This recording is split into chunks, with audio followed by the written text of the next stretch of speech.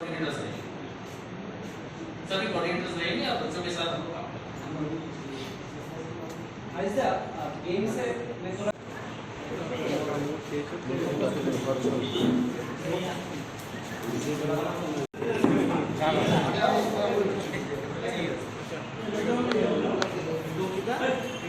देखिए इसमें उद्देश्य कुछ नहीं है। उद्देश्य यही है कि आज की डेट में हमने देखा है हिस्ट्री को चेंज कर दे रहे हैं, हिस्ट्री चेंज कर रहे हैं, सिलेबस चेंज कर रहे हैं। तो कम से कम बच्चे लोगों को इतना तो पता हमने का हक होना चाहिए इंडिया में रहते हुए कि लास्ट 70 इयर्स में क्या हिस्ट्री, ओरिजिनल हिस्ट्री है।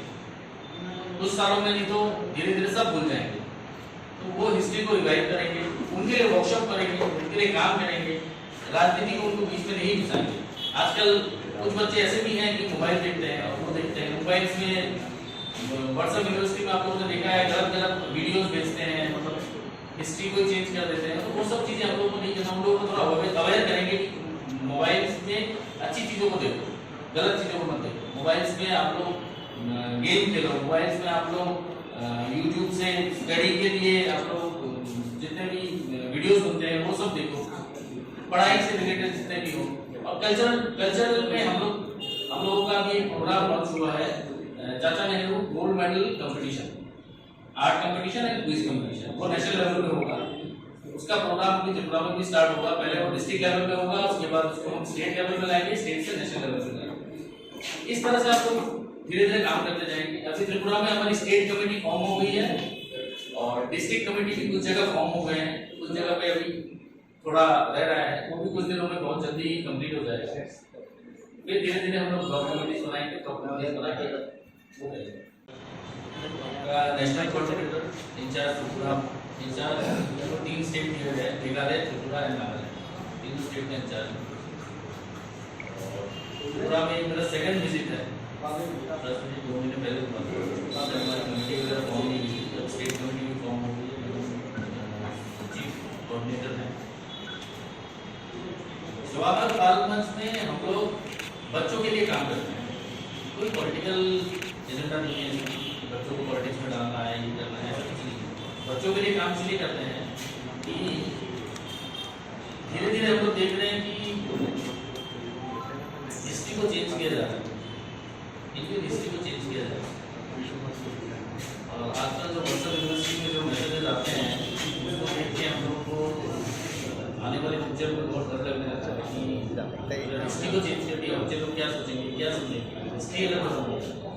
तो उसी को बेस बना के हम लोग जवाहर बाल मंच में काम करते हैं, बच्चों के लिए काम करते हैं। बच्चों को कोई पॉलिटिकली हम लोग इन्वॉल्व नहीं करते। इसमें हमारा लोगो भी आपने देखा होगा, दूसरे टाइप का लोगो है।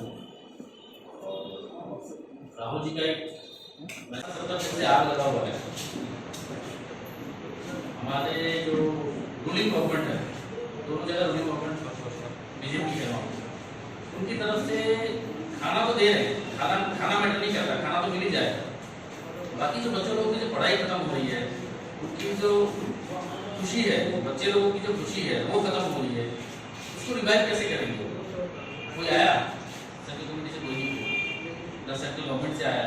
स्टेट गवर्नमेंट अपना काम कर रही है, कैंपों में खाना दे रही है, उतने में खत्म नहीं होगा। तो लास्ट टाइम जब राहुल गांधी जी गए थे, राहुल गांधी जी ने छोटे बच्चों को कैंपों में एक वादा किया था कि मैं नेक्स्ट टाइम तुम लोगों के लिए कुछ गिफ्ट दे दूँगा। वो आ नहीं पाए, तो 17 तारीख को मणिपुर हम लोग गए, जवाहर बाल मंच की तरफ से नेशनल कमेटी गई, उसमें हमारे चेयरमैन डॉक्टर जी हरी जी भी गए, मैं भी गया, और नेशनल कमेटी बहुत सारे गए। हम लोगों ने बच्चों को खाना वाना कुछ भी नहीं दिया, हम लोगों ने टॉयज बांटे, हम लोगों ने उनके साथ गाना गाया, हम लोगों ने उनको खेलने के लिए फुटबॉल दिए, चेस दिए। तो वो 3 कैंप में हमने विजिट किया, एक कैंप में जाना करते हुए 2 घंटे का टाइम हमने दिया। तो वो खुशी जो देखने को मिली ना बच्चों के चेहरे में, वो आप लोग भी बयान कर सकते हैं कि सबके पास सबके घर में बच्चे होते हैं। और उनको देख के दुख कितना लग रहा था, पिछले 2 महीने से वो लोग कैंप में रुके हुए हैं, उनको पढ़ाने वाला कोई नहीं, उनको ढंग से खिलाने वाला कोई नहीं, देखने वाला कोई नहीं। तो इसी तरह से हम बच्चों को पॉलिटिक्स में नहीं लाना चाहते। जेपीएम बच्चों के लिए काम करेगा, इन फ्यूचर में काम करेगा। हमारे कुछ प्रोग्राम्स होते हैं, उस प्रोग्राम पे हम बच्चों को ड्राइंग कॉम्पिटिशन कराएंगे, सेमिनार और नेहरू कराएंगे, तो ये सब कुछ प्रोग्राम्स है, प्रोग्राम्स की डिटेल जैसे जैसे आएंगे आपको पता चलता जाएगा।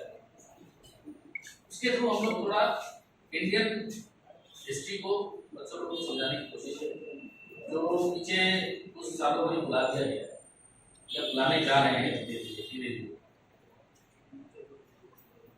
जेपीएम में हम लोगों की कमेटी होती है, सबसे पहले होती है नेशनल कमेटी। नेशनल कमेटी में 15 मेंबर है। फिर स्टेट कमेटी में स्टेट चीफ कोऑर्डिनेटर होता है, उसमें भी 15 मेंबर होता है टोटल। फिर डिस्ट्रिक्ट कमेटी होता है, ब्लॉक कमेटी। उसके बाद लास्ट में हमारी एक यूनिट बोला जाता है, जो बोलते हैं तितली यूनिट।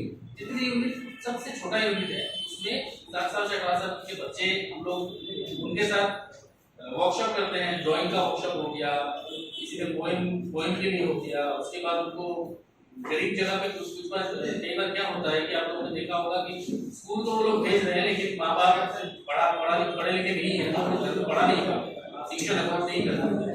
ट्यूशन के लिए हमारे ऑर्गेनाइजेशन की तरफ से हफ्ते में एक दिन एक आदमी जाएगा, हमारी कमेटी से आदमी जाएगा, वो ट्यूशन कराएगा। अल्टरनेटिव डे पे मैथ्स कराएगा, साइंस कराएगा। तो ये सब इनिशिएटिव हमने लिया है।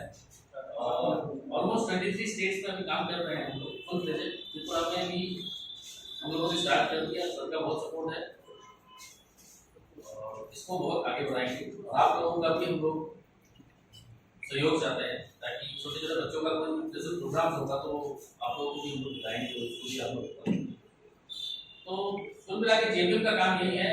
पॉलिटिकली कुछ नहीं है इसमें, झंडा लेके कोई बच्चा नहीं निकलेगा, कांग्रेस जिंदाबाद कोई नहीं करेगा, ऐसा कुछ नहीं है।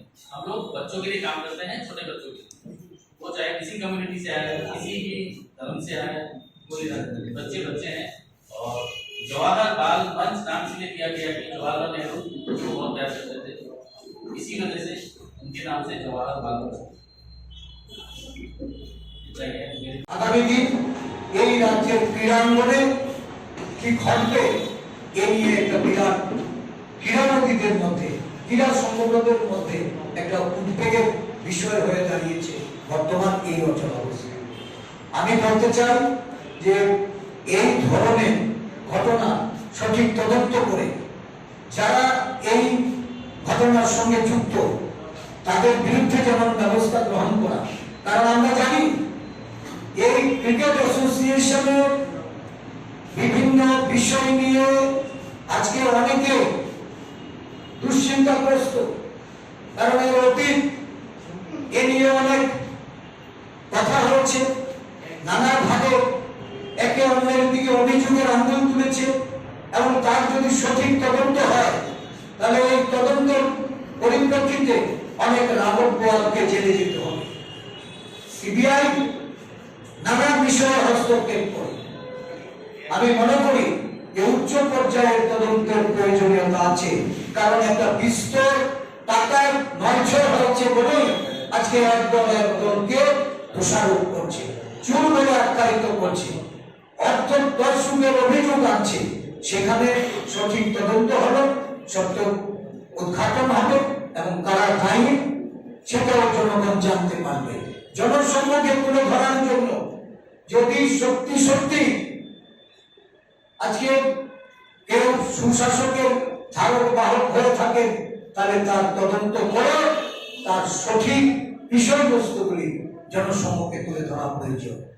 এই যে এখানে সংঘাত করছে, এই সংঘাত বিরোধে বন্ধ হওয়া উচিত এবং ডিসিএটি যারা বৈধ তাদের দায়িত্ব অর্পণ করে তাদের কাজ করার জন্য সুযোগ করে দেওয়া প্রয়োজন।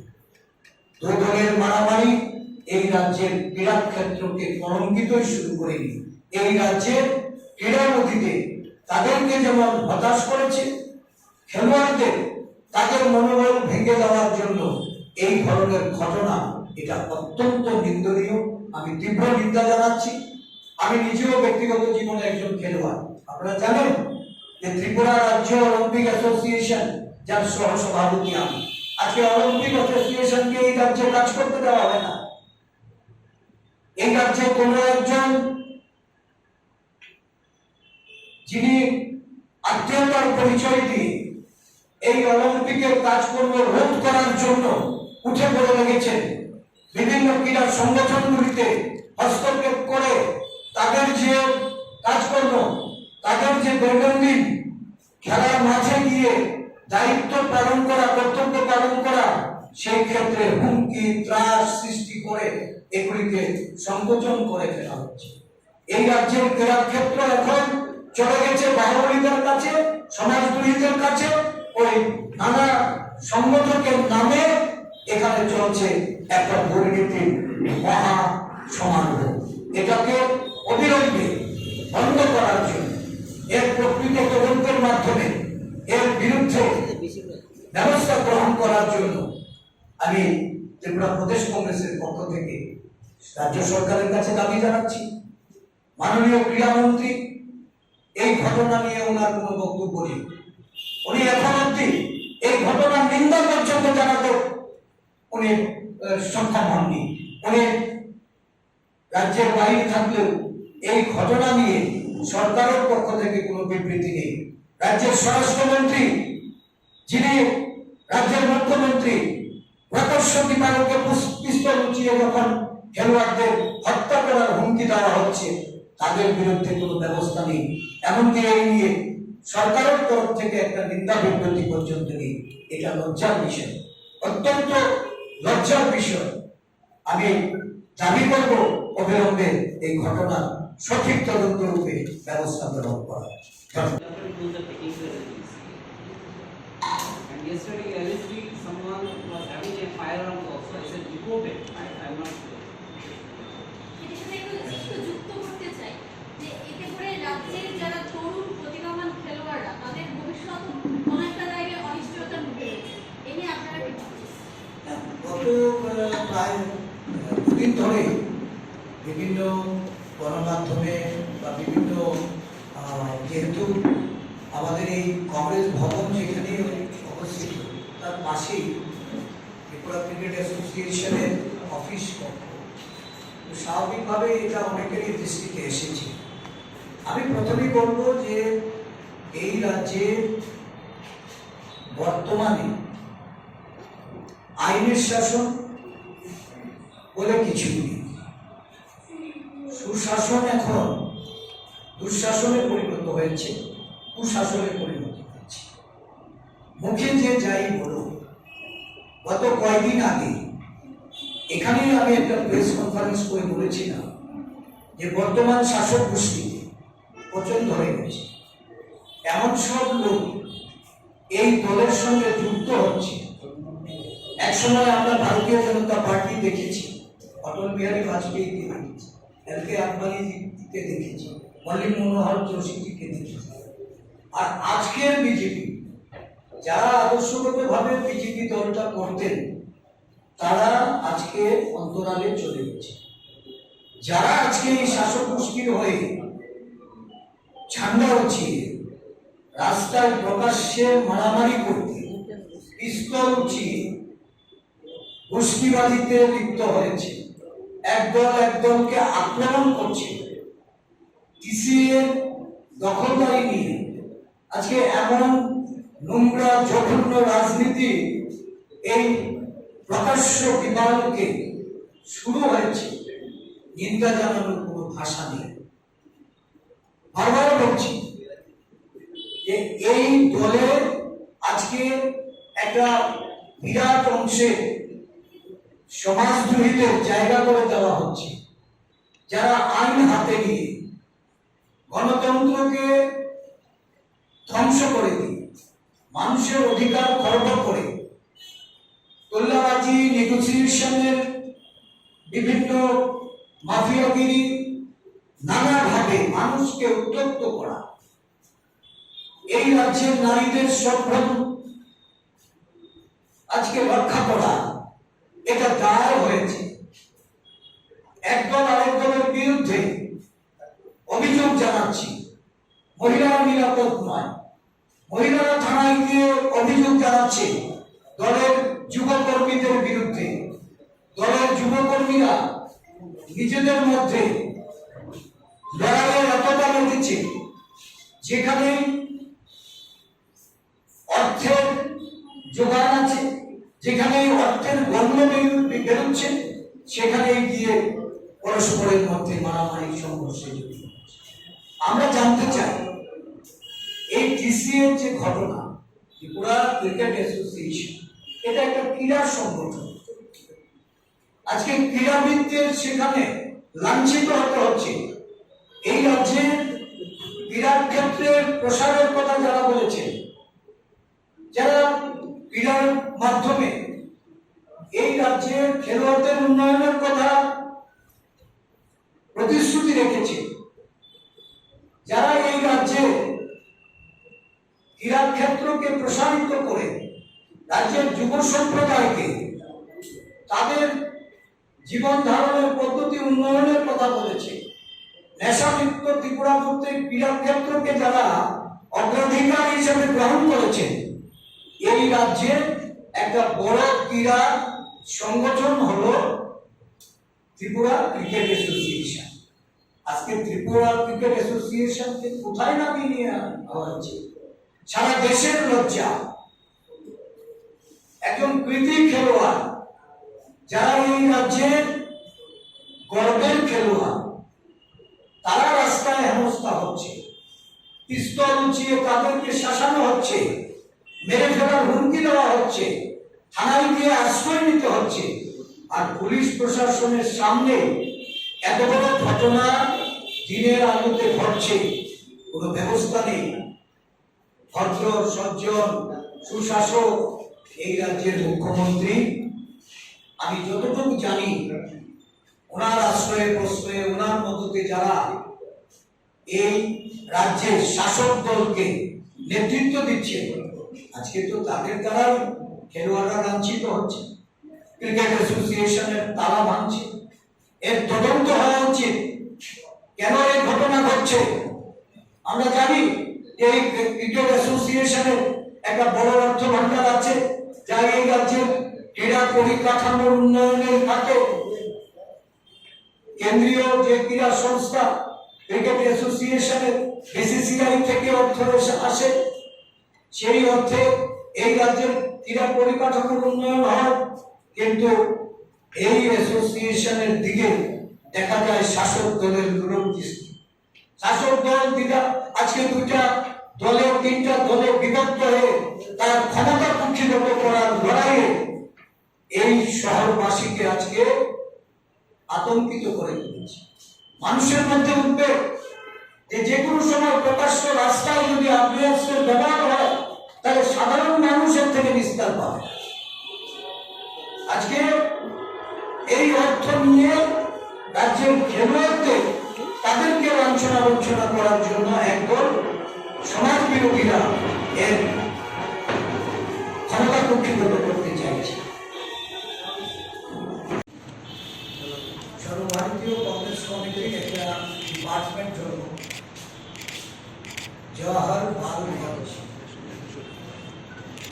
সংক্ষেপে JBM। জওহর বাল মঞ্চে সারা দেশে প্রদেশ ভিত্তিক সংগঠন গড়ে উঠেছে।